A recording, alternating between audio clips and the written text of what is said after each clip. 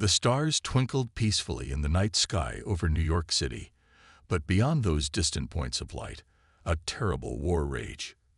Two powerful alien civilizations, the Zoraks and the Vreen, had been locked in a deadly conflict for centuries.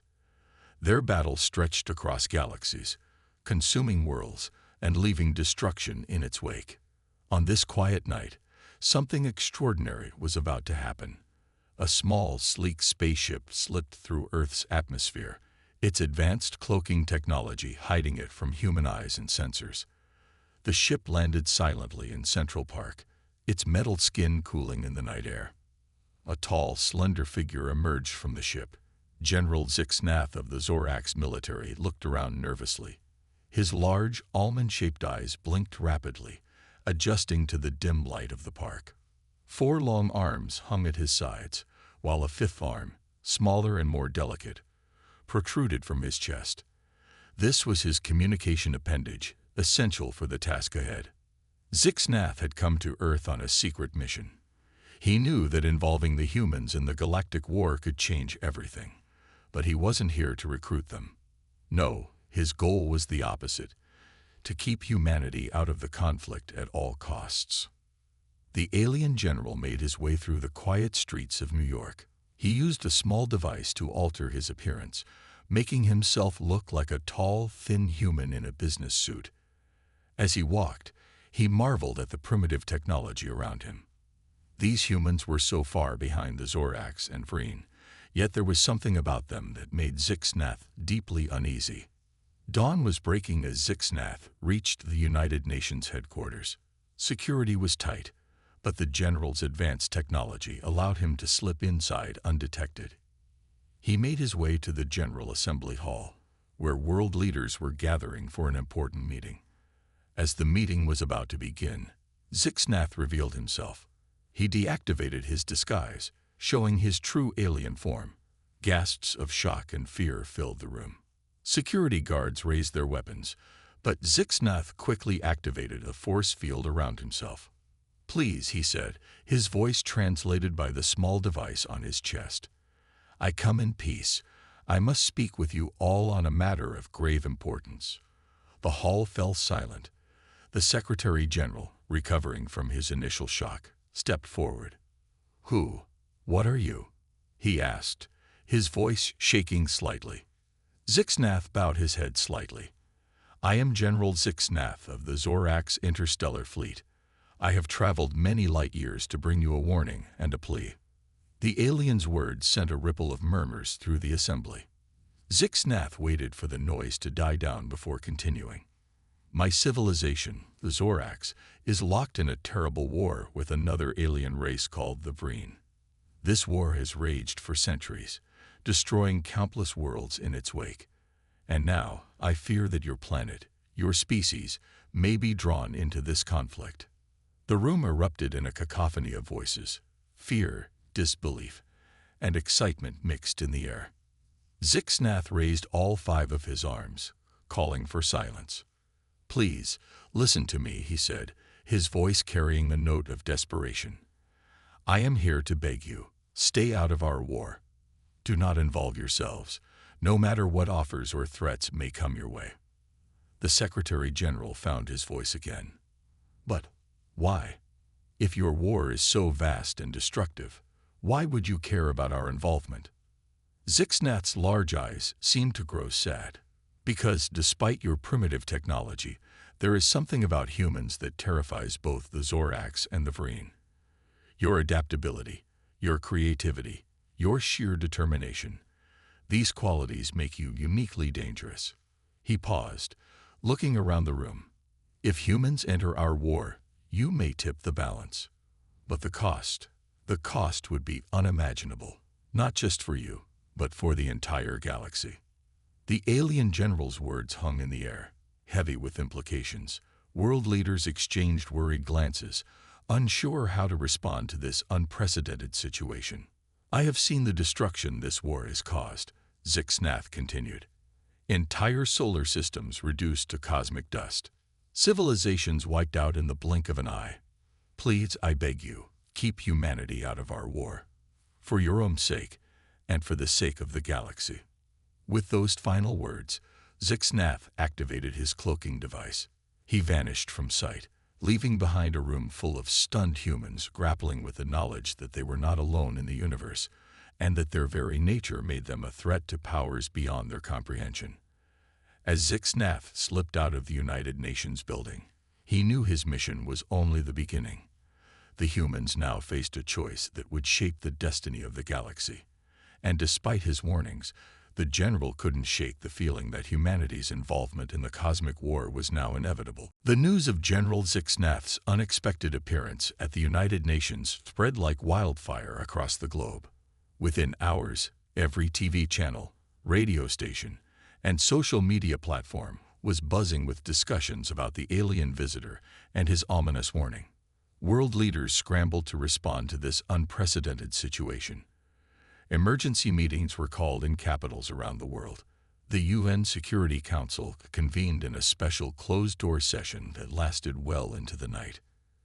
In Washington, D.C., President Sarah Chen paced back and forth in the Oval Office. Her advisors watched nervously as she listened to reports from various intelligence agencies. "So let me get this straight," Chen said, rubbing her temples. "An alien general sneaks into the UN, tells us there's a massive space war going on, and begs us to stay out of it because we're too dangerous." She let out a humorless laugh. "And now half the world wants to jump right into this conflict, while the other half is panicking about alien invasions." Her chief of staff, Michael Rodriguez, nodded grimly. "That's about the size of it, Madam President. We're getting reports of both pro-war and isolationist protests springing up in major cities across the country."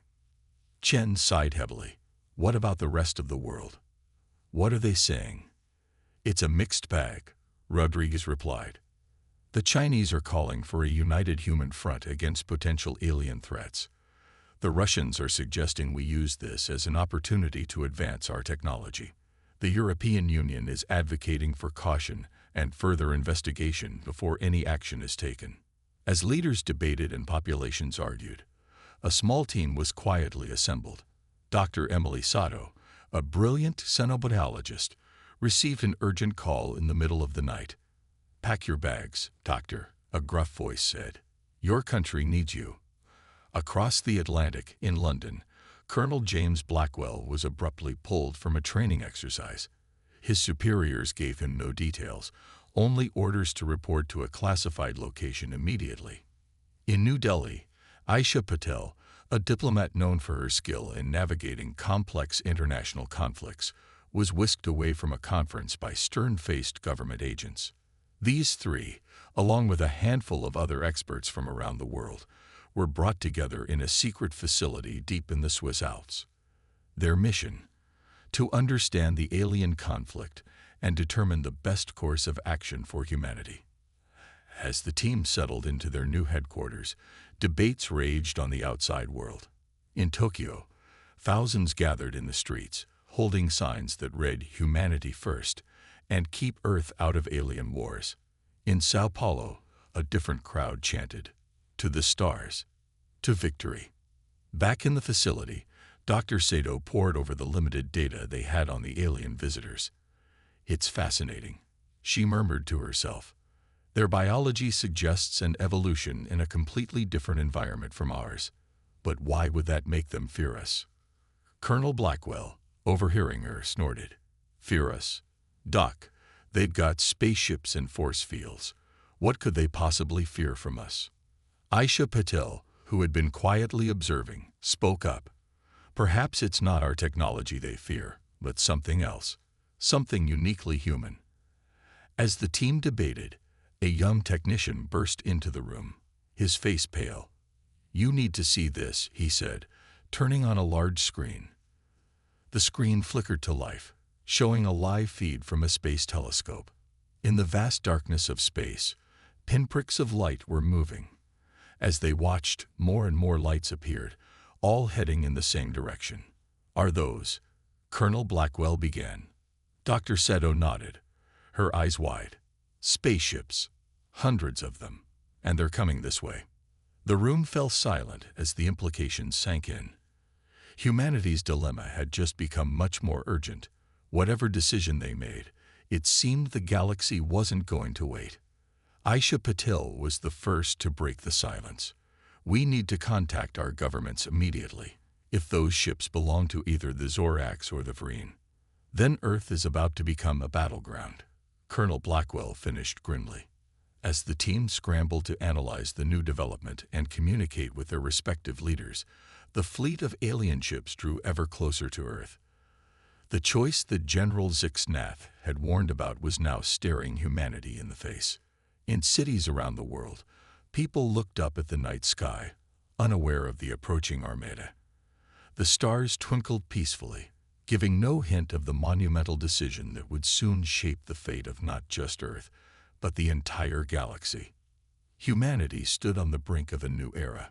The question was, would they heed the alien general's warning and stay out of the cosmic conflict, or would they dive headfirst into a war beyond their comprehension? The next few days would determine the course of human history for generations to come. In a secret underground facility beneath the Swiss Alps, the hastily assembled team of Earth's brightest minds worked tirelessly.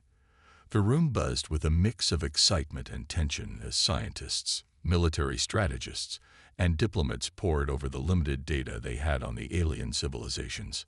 Dr. Emily Sato hunched over a holographic display, her eyes wide with wonder. "It's incredible," she muttered, more to herself than anyone else. "Their technology, their biology. It's so advanced, yet so different from ours." Colonel James Blackwell looked up from his tactical simulations. "Different how, Doc? Give me something I can use." Dr. Sato turned to face the room. "Well, for one, their neural pathways are incredibly specialized. The Zorax, for instance, can process information at speeds we can barely comprehend, and the Vreen have a hive mind capability that allows for instant communication across vast distances." Aisha Patel, the diplomat, frowned. "That doesn't sound like an advantage for us. It sounds like we're hopelessly outmatched." A quiet voice spoke up from the corner of the room. "Maybe not." All eyes turned to Zara, the young woman with the extraordinary ability to learn and adapt. She had been silent for days, absorbing every piece of information the team had gathered. "What do you mean?" Colonel Blackwell asked, his interest piqued. Zara stood up, her eyes shining with an inner light that hadn't been there before. "Their specialization is their weakness. They're so advanced in specific areas that they've lost something we still have: adaptability." Dr. Sato's eyes widened in realization. "Of course, their neural pathways are so optimized for their specific functions that they struggle to form new connections. But humans are generalists," Zora finished. "We can adapt, learn new skills, think in ways they can't even imagine." The room fell silent as the implications sank in. Colonel Blackwell was the first to speak. "Are you saying we have a chance against their advanced technology because we're less evolved?" Aisha shook her head, a smile forming on her lips. "Not less evolved, differently evolved. We're not locked into specific thought patterns or abilities. We can surprise them." As if to prove her point, Zora closed her eyes and began to speak. But the words that came out of her mouth weren't English. They weren't any human language at all. Dr. Sato gasped. That's the Zorax language. How is this possible?" Zora opened her eyes, looking as surprised as everyone else. I don't know. I've been studying the linguistic data we have, and suddenly, I just understood it." Colonel Blackwell leaned forward, his tactical mind racing. "Can you speak Vreen too?" Zara nodded, then demonstrated by emitting a series of clicks and chirps that sounded eerily like the Vreen communication they had intercepted. Aisha's diplomatic mind was already racing ahead. "Do you realize what this means? We can communicate with them directly. No translation errors, no misunderstandings." Dr. Sato was already running scans on Zara. "It's not just language. Her brain activity. It's mimicking Zorax and Vreen patterns. She's not just learning their languages. She's learning to think like them." As the team marveled at this development, an alarm blared. A technician rushed in, his face pale. "We've got movement. Both Zorax and Vreen fleets are advancing towards Earth." Colonel Blackwell sprang into action. "How long do we have?" "At their current speed, less than 48 hours," the technician replied. The room erupted into a flurry of activity, as plans were made and orders given. General Zixnath's warning echoed in their minds. The humans were about to be drawn into a war beyond their comprehension. But now, they had an unexpected edge. Zara's ability, and the human capacity for adaptation it represented, might just be the key to their survival. As the team prepared for humanity's first interstellar confrontation, Zara looked out at the starry sky visible through a small window. She could feel the alien knowledge growing in her mind, changing her in ways she didn't yet understand. "We wanted to stay out of their war," she murmured. "But maybe we're the only ones who can end it." The fate of Earth, and perhaps the entire galaxy, now rested on humanity's unique abilities. The stage was set for a confrontation that would change the course of galactic history forever. The tension in the United Nations Security Council chamber was palpable. World leaders sat around the circular table, their faces grim as they contemplated the decision before them. The alien armada was now visible through Earth's most powerful telescopes, a swarm of distant lights growing larger by the hour. President Sarah Chen of the United States stood up, her voice steady as she addressed the council. "We've debated long enough. We can't sit idly by while two alien races bring their war to our doorstep. I propose we send a small contingent to meet them. Not to fight, but to understand, and if possible, to help end this conflict." Murmurs filled the room. Some nodded in agreement, while others looked skeptical. The Russian president, Viktor Petrov, leaned forward. "And who would you send on this suicide mission, Madam President?" Chen's eyes swept the room. "Volunteers. The best and brightest from each of our nations. A team small enough to be non-threatening, but skilled enough to make a difference." After hours of heated debate, a decision was reached. Earth would send a team of 50 individuals to meet the approaching alien fleet. Scientists, soldiers, diplomats, and a few with special abilities. At a secret facility in the Nevada desert, the chosen team prepared for their mission. Dr. Emily Sato checked and rechecked her equipment, her mind racing with the possibilities of what she might discover. Colonel James Blackwell ran his team through combat drills, though he hoped they wouldn't be necessary. Among the group was a young woman named Zara Patel, whose ability to learn and adapt at an astonishing rate had caught the attention of the selection committee. As she watched the others prepare, she couldn't help but feel a mix of excitement and terror. The day of departure arrived all too quickly. The team boarded a hastily modified space shuttle, retrofitted with technology reverse-engineered from fragments of alien tech found on Earth. As the engines roared to life, millions around the world watched the live stream, holding their breath. The journey to the edge of Earth's solar system was tense. Dr. Sato spent most of her time analyzing data from their long-range sensors, trying to decipher the alien technology. Colonel Blackwell kept his team on high alert, ready for anything. Zara found herself drawn to the viewport, staring out at the stars. "I never thought I'd see them like this," she murmured. A voice beside her made her jump. It was Yuki Tanaka, a Japanese diplomat known for his skill in diffusing tense situations. "Beautiful, isn't it? And terrifying." Zara nodded. "Do you think we're doing the right thing, coming out here?" Yuki smiled wryly. "I don't know, but I do know that sitting back and doing nothing wasn't an option. We humans have a habit of inserting ourselves into situations, for better or worse." Their conversation was cut short by an alarm. Dr. Sato's voice came over the intercom, excitement evident in her tone. "We've made contact. 2 ships, approaching from different directions. 1 Zorax, 1 Vreen." The human ship hung in space, a tiny speck compared to the massive alien vessels that approached from either side. On the bridge, Colonel Blackwell barked orders. "Shields up. Weapons on standby." But do not engage unless I give the order. Dr. Sato worked furiously at her console. I'm broadcasting our message of peace on all frequencies. Let's hope they're listening. Minutes ticked by like hours.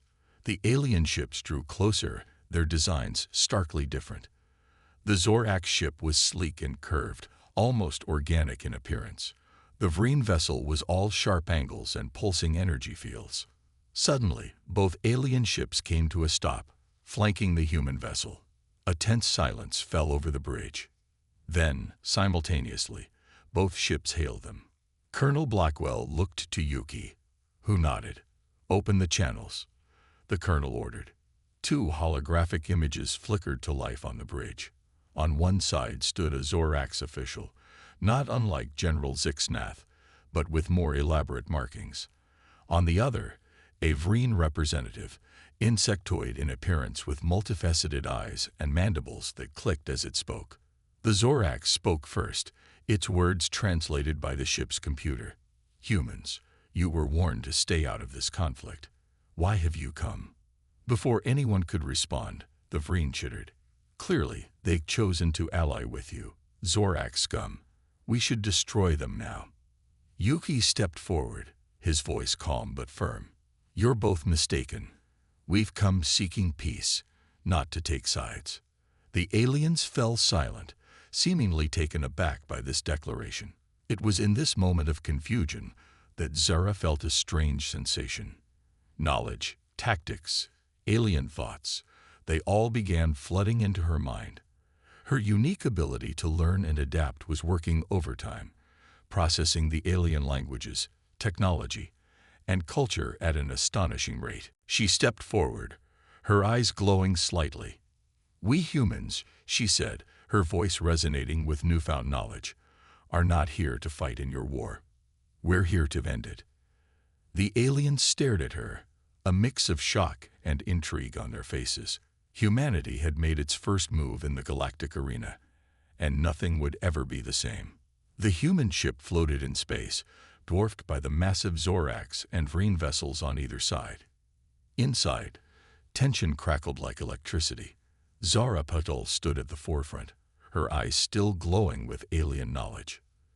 The Zorax official recovered first. "End our war." "Impossible.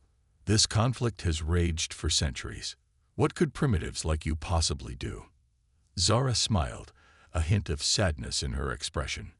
"We may be primitive in your eyes, but we have something you both lack: perspective." She turned to Dr. Sato. "Doctor, can you display the data we've collected on the war's impact?" Dr. Sato nodded, her fingers flying over the console. A holographic map of the galaxy appeared, dotted with red spots representing devastated worlds. "Look," Zara said, gesturing to the map.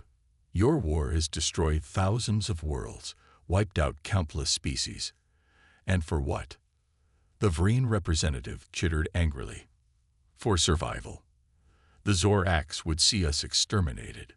"Lies," the Zorax official hissed. "It is the Vreen who seek to dominate all life in the galaxy." Colonel Blackwell stepped forward, his voice cutting through the alien bickering. "Enough. You're both right, and you're both wrong. This war has gone on so long, you've forgotten why you're fighting in the first place." Yuki Tanaka nodded, adding softly, "And in your quest for victory, you've become the very monsters you claim to be fighting against." A heavy silence fell over both alien ships. For the first time in centuries, the Zorax and Vreen were forced to confront the true cost of their conflict. Zara's eyes flashed again as she processed more information. "There's more," she said. "Your war isn't just destroying worlds. It's tearing apart the fabric of space-time itself." Dr. Seto gasped as new data flooded her screens. "She's right. The weapons you're using, they're creating micro-singularities. If this continues, it could destabilize the entire galaxy." The alien shock was palpable. This was information neither side had realized, too caught up in their endless war to see the bigger picture. Seizing the moment, Yuki stepped forward. "We propose a ceasefire. Not permanent peace. We know that's too much to ask right now. But a pause. a chance for both sides to step back and reassess. The Zoraks and Vreen representatives looked at each other, centuries of hatred warring with this new terrifying information. Finally, the Zoraks official spoke. "We will consider your proposal, but what guarantee do we have that the Vreen won't use this ceasefire to gain an advantage?" The Vreen chittered in agreement, voicing the same concern about the Zoraks. Colonel Blackwell smiled grimly. "That's where we come in. Earth will send observers to both your worlds, neutral parties to ensure the ceasefire is maintained." "Absurd," both aliens exclaimed simultaneously. Zara stepped forward again. "Is it? You've both seen what we can do, how quickly we learn and adapt. We may be primitive, but we're also unpredictable. Can either of you afford to ignore us now?" Hours passed as negotiations continued.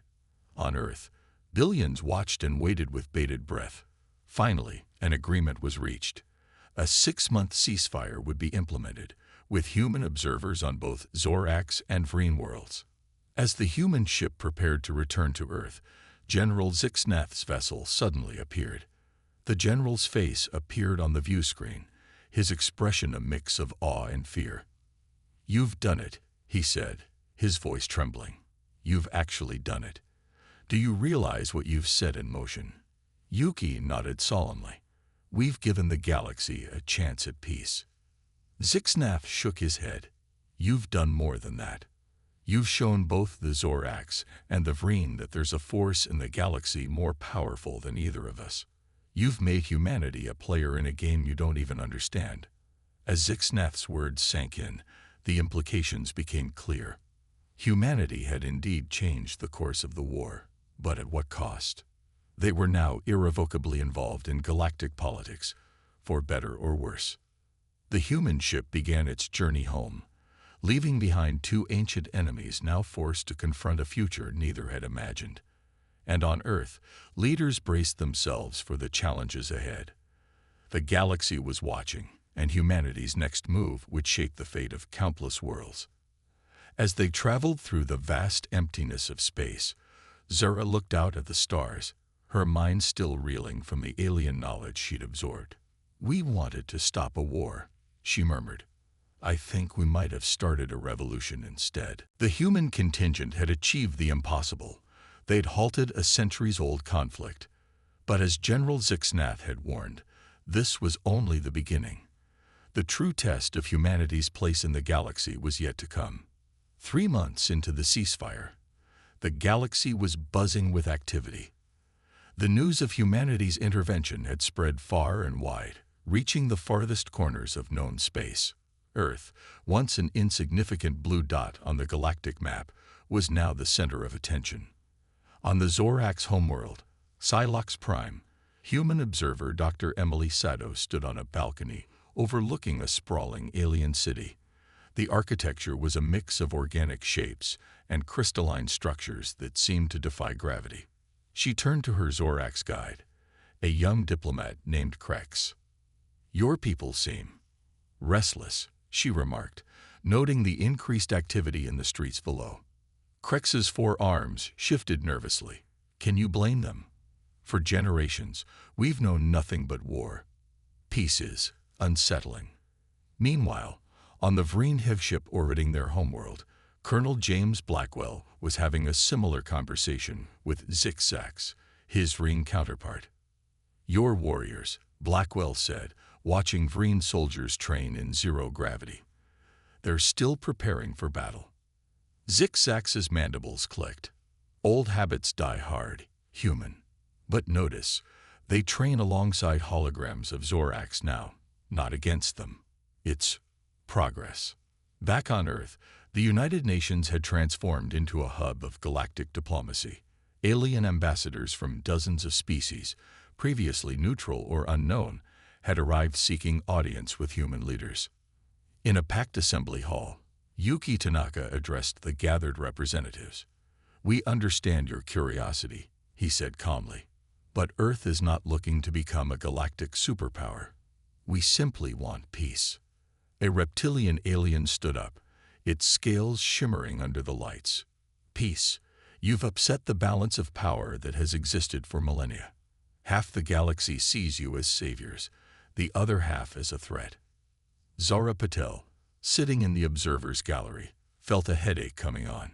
Since their return, her ability to absorb and process alien knowledge had grown exponentially. Sometimes, it felt like the entire galaxy was trying to squeeze itself into her brain. She leaned over to General Zixnath, who had become an unofficial advisor to Earth's leaders. "They're afraid of us, aren't they?" Zixnath nodded gravely. "Afraid, curious, hopeful, sometimes all at once. You humans are an unknown variable in a very old equation." As if to prove his point, alarms suddenly blared throughout the building. Security personnel rushed in, surrounding the Earth delegates protectively. "What's happening?" Yuki demanded. A holographic screen flickered to life, showing a massive fleet of ships entering the solar system. But these weren't Zorax or Vreen vessels. They were unlike anything they'd seen before. "Unknown alien fleet approaching Earth," a computerized voice announced. Estimated time of arrival: 30 minutes. Panic erupted in the assembly hall. Alien diplomats clamored for answers, some accusing Earth of secret alliances, others begging for protection. Amidst the chaos, Zara stood up, her eyes glowing with alien knowledge. "Wait," she shouted, her voice cutting through the noise. I know who they are." All eyes turned to her as she struggled to process the information flooding her mind. "They're called the Concordiate, a coalition of species from beyond the galactic rim. They've been watching the war between the Zorax and Vreen for centuries." General Zixnath's eyes widened in recognition. "The Watchers," he whispered. "We thought they were a myth." Yuki turned to Zara. "What do they want?" Zara's glowing eyes met his. "To meet us. Humanity's actions have intrigued them. They want to know how a species so young could do what they failed to achieve in millennia." As the assembly digested this information, Colonel Blackwell's voice came through on a secure channel. "Earth Command, this is Blackwell. The Vreen have detected the incoming fleet. They're offering their ships as a defensive line for Earth." Moments later, Dr. Sato's voice joined in. "This is Sato. The Zorax are doing the same. Both fleets are moving to protect Earth." The assembly hall fell silent as the implications sank in. In a matter of months, humanity had not only stopped a war that had raged for centuries, but had also united two sworn enemies in their defense. As Earth's leaders scrambled to prepare for the Concordiate's arrival, Zara looked out at the night sky, visible through the assembly hall's dome. The stars seemed different now, full of both promise and peril. "We wanted to keep out of their war," she murmured, echoing her words from months ago. "Instead, we've reshaped the entire galaxy." The galaxy held its breath as the Concordiate fleet approached. Humanity's next actions would determine not just their own fate, but the fate of countless civilizations across the cosmos. The galactic stage was set, and Earth, ready or not, was about to take center stage. The Concordiate's massive ships hung in Earth's orbit, their sleek designs unlike anything humanity had ever seen. On the ground, world leaders gathered in a hastily prepared conference room, anxiety thick in the air. President Sarah Chen stood at the head of the table, her face a mask of calm determination. "We've come too far to falter now," she said, addressing the room. "Humanity will face this new challenge as we've faced every other, with courage and unity." As if on cue, a shimmering portal opened in the center of the room. 3 beings stepped through, their forms shifting and changing as if they couldn't decide on a single shape. The Concordiate representatives had arrived. The lead alien spoke, its voice resonating in everyone's minds rather than through the air. "Greetings, humans of Earth. We are the Concordiate. We have watched your species for a long time, but recent events have accelerated our plans for contact." Yuki Tanaka stepped forward, bowing slightly. "We welcome you to Earth. May I ask what these plans entail?" The alien's form shimmered, settling into a vaguely humanoid shape. For eons, we have observed the conflicts that plague this galaxy. The war between the Orcs and the Vreen was but one of many. We sought a species with the potential to bring balance. We believe we have found that in humanity. Murmurs rippled through the room. Zara Patel, standing near the back, felt a surge of alien knowledge flood her mind. She gasped, drawing the attention of the Concordiate representatives. "Ah," the lead alien said, its form shimmering again. "You possess the gift of assimilation." "Fascinating." General Zixnath, who had been watching silently, suddenly spoke up. "You knew, didn't you? You knew what would happen if humans got involved in our war." The alien turned to him, its form now resembling the Zorax. "We suspected. Humanity's potential was clear to us, even if it was not to you." As the implications of this sank in, alarms blared once again. Dr. Seto's voice came through the communication system. "Multiple ships entering the solar system. It's everyone. The Zorax, the Vreen, and dozens of other species we've never seen before." Outside, the sky filled with ships of all shapes and sizes. The Zorax and Vreen fleets took up defensive positions around Earth, while the new arrivals hung back, waiting.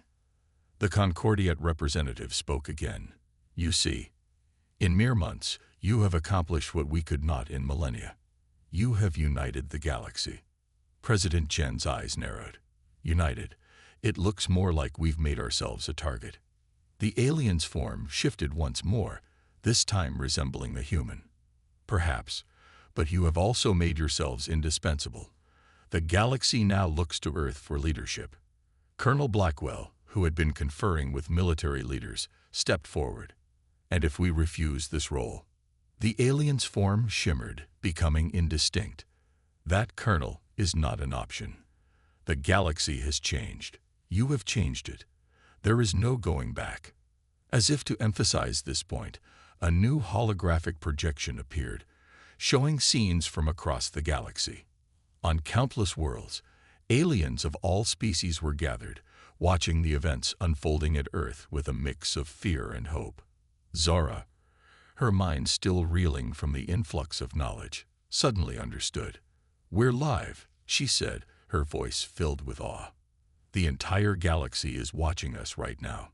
The Concordiate representative nodded. "Indeed, this moment will define the future of the galaxy. What say you, humans of Earth?"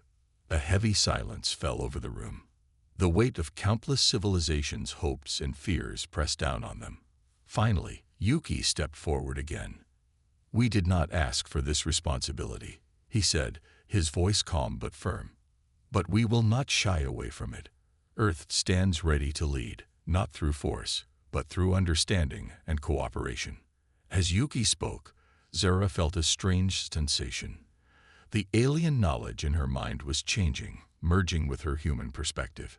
She realized that this was humanity's true strength, the ability to understand, adapt, and unite. The Concordiate representatives nodded in unison. "So be it. Let the age of Earth begin." As word spread across the planet and beyond, a new era dawned. Earth became the center of a galactic coalition, with humans working alongside aliens to forge a lasting peace. General Zixnath, watching the celebrations that erupted across Earth, couldn't help but laugh. He had come to warn humanity to stay out of the war. Instead, they had ended it and reshaped the galaxy in the process. As the sun set on this momentous day, Zara stood with her friends, watching the alien ships in the sky. "You know," she said with a smile, "I think this is just the beginning." The galaxy had changed forever, and humanity was at the heart of it all. The future was uncertain, but one thing was clear: it would be an adventure unlike any other.